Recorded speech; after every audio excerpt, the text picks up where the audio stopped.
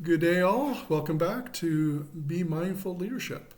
This is another episode in the series under hiring and to do with salary range and how does it fit into your budget for your team. This if you're new to your team, it'll probably be easier. If you're looking at revising and optimizing the whole salary thing, which is a big deal, especially in a company where they're trying to reevaluate all the departments and the amount of money being spent on staff. So you might have already gone through an exercise like this, asked to. And so this is kind of looking back at you taking the initiative to do this ahead of time. So for me, the best thing I love to do is when I come in to build a team or take over a team, take over leadership of a team, is to really draft out the current team structure. You know, what the job titles are, who are in there, their strengths, their abilities, and look for gaps. So it's just an easy way for me to have sort of an overall playbook on what I have to work with and where are the areas that are most at risk. So in this case, if we draft out a current team structure and then also kind of overlay that with where you want to be in a year, because there's no sense, current is good, but it's going to take some while to put some of your changes, implement them. So I always like to look out at a year or more if you're ambitious. But in that way, what the changes you make will transition nicely into your future state if you take it into account right away. So I think understanding also once you have kind of drafted out the structure is understand where your current staff salary is and what your budget is. Right? So you look back over what was the budget for last year, the year for staff, and then where are you now? Are you deficient? Are you over? Do you have an open head count? So that's another thing. And then also while you're doing that, look at your staffs that are the outliers, the ones that are making more than the average range and some that are deficient. I think that's a great time also to reassess them.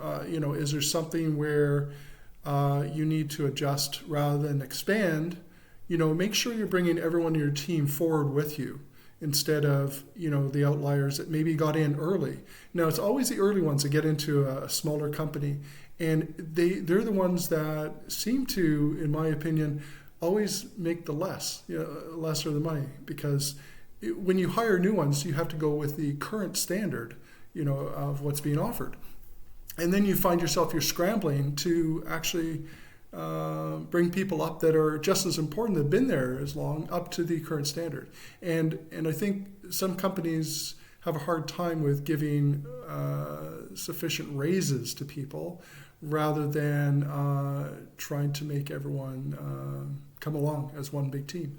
So I really focus on that, the outliers. I think if you have a strong team, both fiscally and mentally and positively, then you might not have to expand as much as you need to. Maybe you can offer new responsibilities to people that are looking for more growth, more challenges. So just something to keep in mind. And then with that said, then make sure you're on the same page as your boss, okay? And try to get a sense from him or her if there's maybe some sensitivity at the company level with, hiring. Maybe there might be a hiring freeze coming up. Or maybe they're going to go through another initiative. Look at other opportunities like university or recruitment, doing internship free or at a reduced cost. So make sure that you're expressing to your boss not only where you stand with the team and what sort of initiatives you want underway to reevaluate certain members or not. I think it's always best to do that rather than you go through all this and say, oh, I just need an extra X number of dollars to expand my team, right? And I need so much headcount. And then you turn down, oh, there's a shortage. We're going to do cutbacks. So it's always good to pick your brain's boss, or at least give him an idea of where you're going with things, right? And if you're new to the team, it's even better.